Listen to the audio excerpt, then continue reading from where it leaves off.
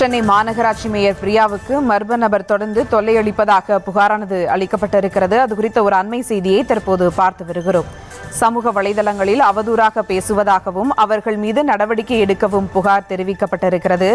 Mayor பிரியாவுக்கு மர்ம நபர் தொல்லையளிப்பதாக புகார் அளிக்கப்பட்டிருக்கிறது. சென்னை மாநகராட்சி மேயர் பிரியாவுக்கு மர்ம நபர் தொடர்ந்து தொல்லையளிப்பதாக புகாரானது தெரிவிக்கப்பட்டிருக்கிறது. இதுகுறித்த மேலும் விவரங்களோடு இணைகிறார் செய்தியாளர் சுதர்ஷன். வணக்கம் சுதர்ஷன், இந்த புகார் குறித்தான முழு விவரங்கள். வணக்கம். மேயர் சென்னை மாநகராட்சியுடைய மேயராக இருக்கக்கூடிய பிரியா தனக்கு அடையாளம் தெரியாத நபர் தொடர்ந்து சமூக வலைதளங்கள்ல தொல்லை கொடுப்பதாக காவல் ஆணையர் அலுவலகத்தில் புகார் முறை கொடுத்திருக்கிறார். சமூக வலைதளங்கள்ல தொடர்ந்து ஒரு மர்ம நபர் தனக்கு அன்வான்டா மெசேஜஸ் மட்டும் இல்லாம அன்வான்டா அந்த சோசியல் மீடியால ஃபேஸ்புக்காக இருக்கட்டும் இல்லை மெசஞ்சராக இருக்கட்டும் இந்த மாதிரி இடங்கள்ல எனக்கு தொடர்ந்து மெசேஜ் செஞ்சுட்டு வராங்க. அது மட்டும் இல்லாமல் அந்த சோஷியல் மீடியா பிளாட்ஃபார்ம்ஸில் இருக்கக்கூடிய அனைத்து தளங்கள்லையுமே அதில் கால் பண்ணுறாங்க அப்படின்னு சொல்லிட்டு, அது மட்டும் இல்லாமல் அதை தொடர்ச்சியாக இந்த தொல்லை கொடுத்து வருவதாக அவர் புகார் மனுவை கொடுத்திருக்கிறார் மேயர் பிரியா.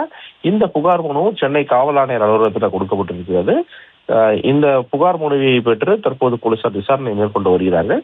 சனிக்கிழமை இந்த புகார் மனு கொடுக்கப்பட்டிருந்தது. இந்த புகார் மனுவை வைத்துதான் போலீசார் தற்போது விசாரணையை தொடங்கி இருக்கிறார்கள்.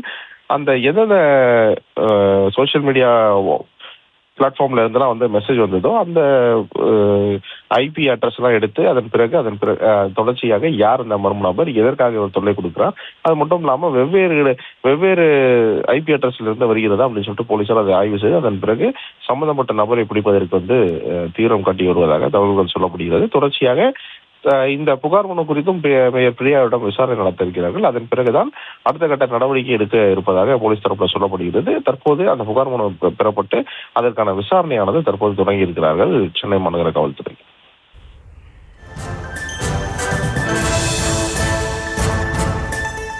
விவரங்களுக்கு நன்றி சுதர்ஷன்.